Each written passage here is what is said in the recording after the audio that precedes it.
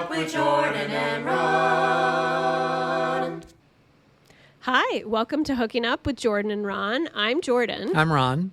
And we have Antonio here today, who is a good friend of mine from the Ann Arbor area. Actually grew up in Dexter nearby, and he is a big-time gamer. Man. That's it.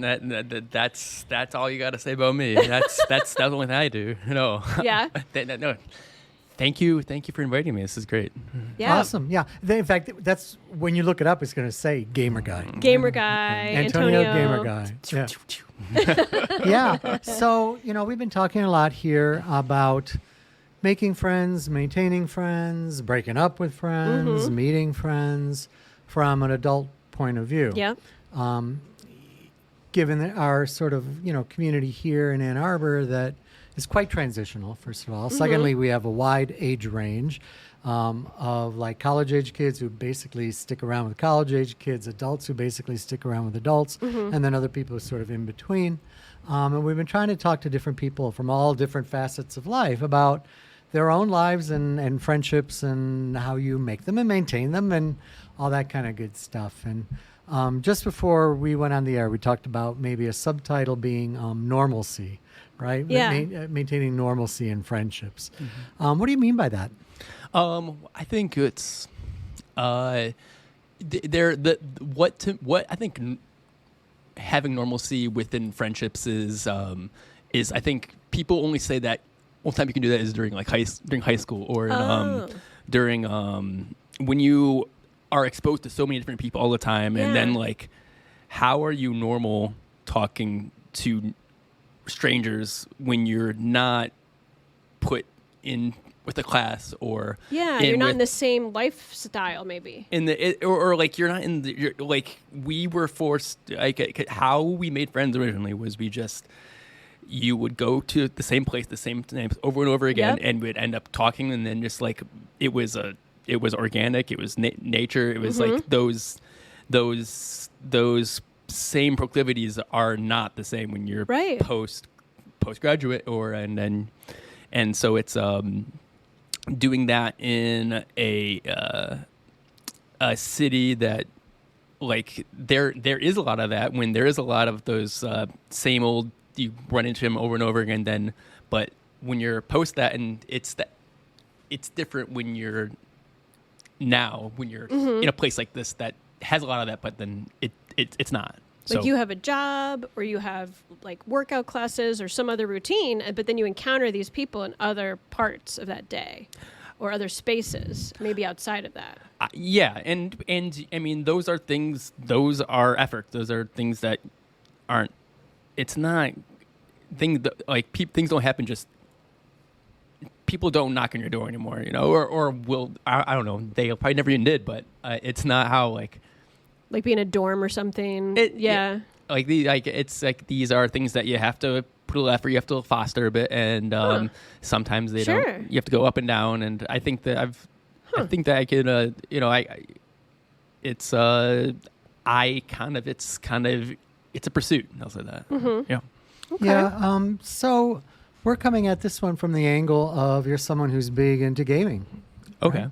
Yeah. And clearly when you do good gaming, you chat with people, you get to know people, local or distant or whatever.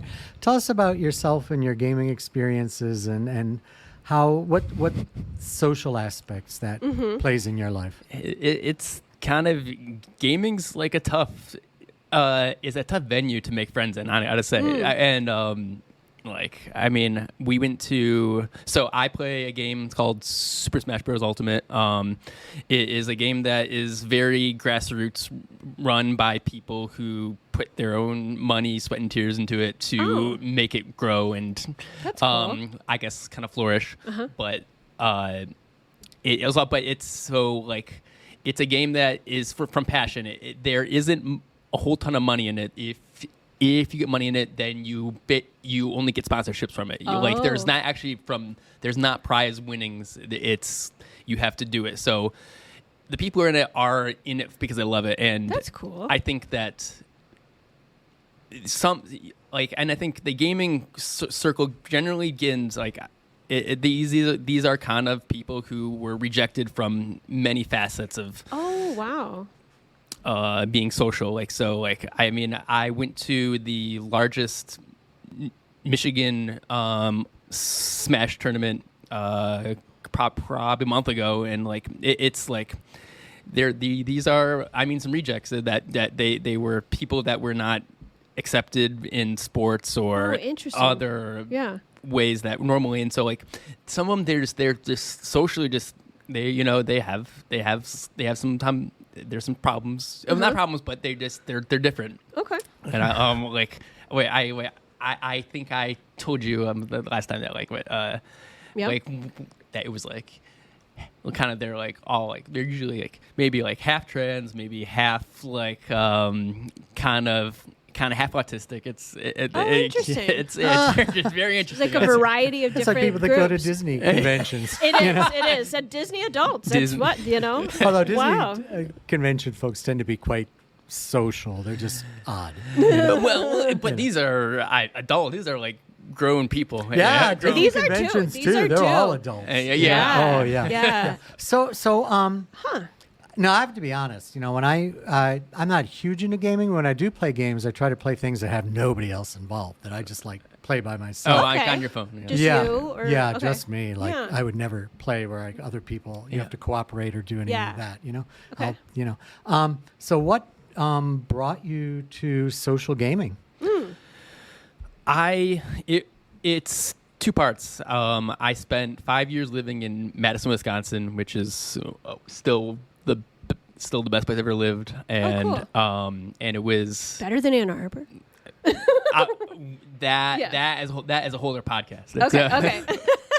So but like there, I fostered at a bar that ran a local tournament, and it was so different than from that last tournament I went to. It was like people were drinking, people were having fun, people were talking about the game, people were cool. discussing. Yeah. It was very like thought provoking, Yeah. and it allowed so many avenues of meeting people through there. And then Cool.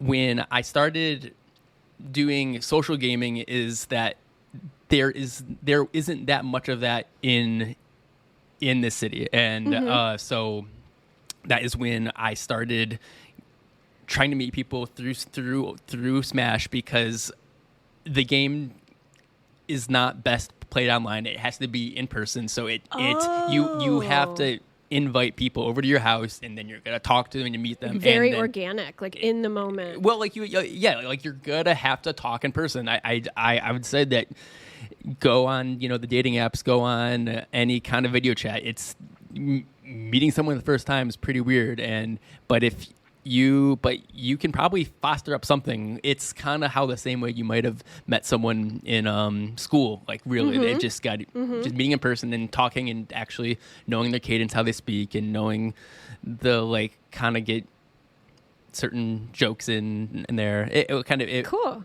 That's so yeah. Like social gaming in Ann Arbor I think has been a great avenue for me to meet people and to meet people from friends of friends and so on and so forth. Cool. That's really awesome. Yeah. So how many of those friends are friendships that have grown into like real friends, not just like gaming friends? I would say I keep in touch about there was probably like maybe 10 to 15 from our group in Madison, but there was cool. probably about 4. I will keep That's in a touch lot. That is. every month. So, and we always, we, and like, it's not, I think, crazy. Just if I did something cool in Smash, or if we're talking about tournament, or just kind of our interest that we, because gaming was our shared hobby. That was just how we would keep in touch. And then I say, oh yeah, how is your girlfriend doing? Oh, actually, we're married. Oh, cool. And then we talk about that stuff. And so it was a easy way of starting the conversation of just, it's not just going your way and saying, how's your girlfriend? It started with, oh, let's talk about this one topic in gaming. So. Sure. That's really, really cool. if I'm going to be devious and I'm flipping through Tinder and someone says one of their interests is gaming, need a Smash partner, question mark. Are those normally legit? I mean, are people looking for gaming partners, or are they looking for people to come over like Netflix and chill? I mean, like, or both.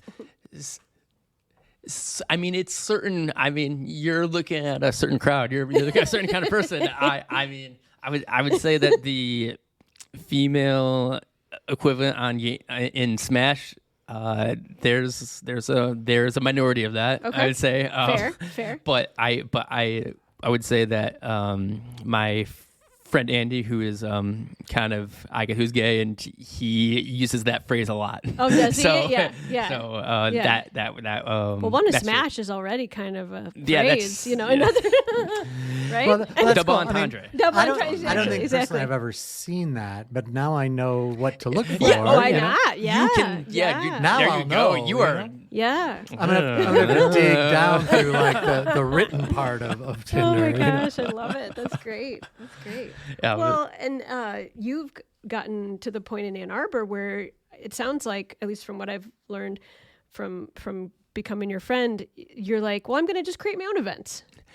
I'm gonna make this happen. I missed this from Madison. I'm gonna do it myself. Yes, and many of that is rooted in the fact that I remember kind of, I guess, growing up in the city, and I remember like telephone poles were filled with like flyers and paper stuff. Yeah, it was stuff and going on all the time. Right, because there was no internet. It was just paper pasted everywhere. Like and it's fine. We had like kind of Facebook invites, that were great, but then that was killed by COVID because no one uses Facebook events more. So like, I don't know. The reason that we have that I host tournaments now is that I'm trying to bring back what the elements that made the city great about being vibrant and people doing events and doing and kind of I guess like starting things. So that was my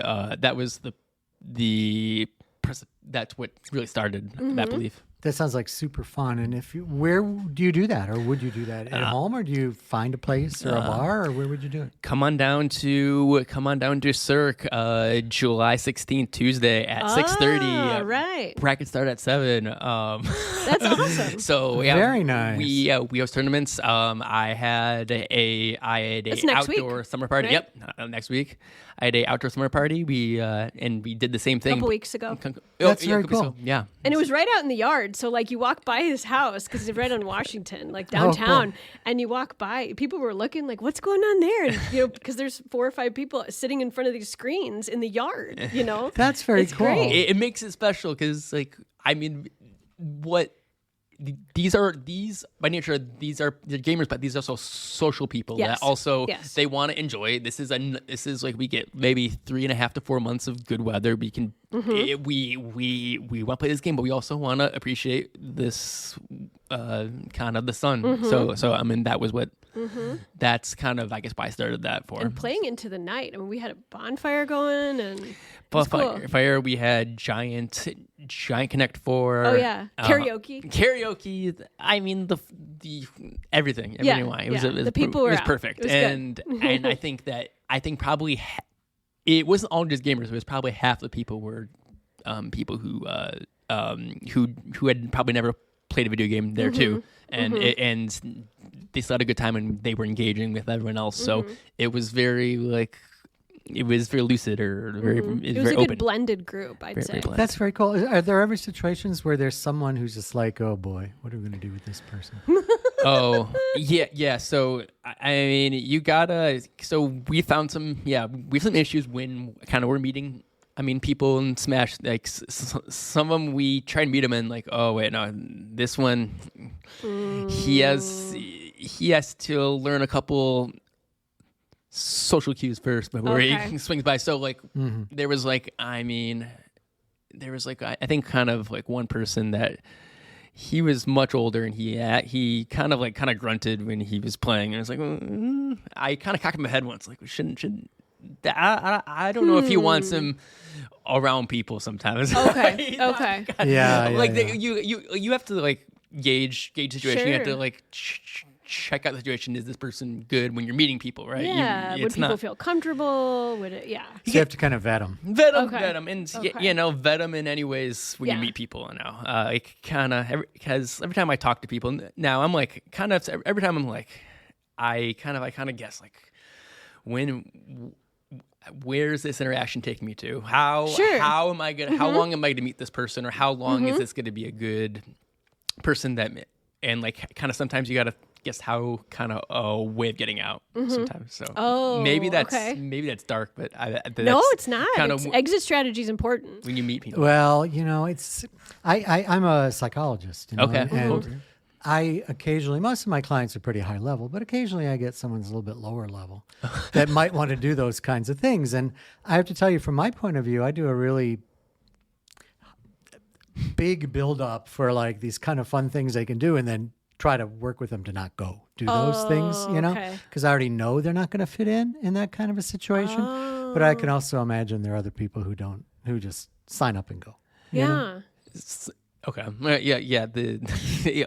I think sign up and maybe just check out with yourself sometimes. I don't know. Yeah. Well, this definitely doesn't sound like when you say gamer and you think of someone in a dark room in a big chair with a headset yelling at the screen Exactly. and alone. Like, that's not what you're talking about. This sounds like a totally different vibe.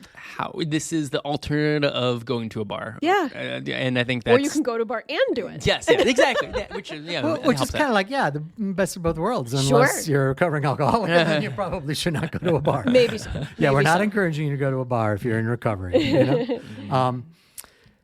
Well, that's really, really cool. I would never, honestly. So I come from a generation that did not grow up with gaming. Yeah. There's, although a lot of us do gaming now. It's like stuff Right. we picked up along the line. But I would never have thought that it would be like a social kind of thing, a place you can Sure. meet friends and that are like actual real friends and not just some 14-year-old that's playing Fortnite with you. Yeah. Yeah, gaming is transcended that it's now there are colleges that have esports teams that you can get a scholarship at your school Wow. for gaming. Oh my gosh. So there is levels, like gaming is not it kind of has changed what it is, and I think I guess I'm too old at that point for me to be You can't part do of a that, yeah. master's or PhD of Smash. you might get an honorary one. I think that I'll be a community member. I will be a community member of the Smash scene, but Cool. I guess help to flourish it, but Yeah. to help it. But I think just for me to compete with a 16-year-old in gaming is like their I guess response times are so much Oh, I bet. Oh, yeah. immensely better than my mind. Wow. So, Absolutely. Whole So much other faster. world. And they learn everything so much faster. Yeah. They do, yeah. And so like Wow.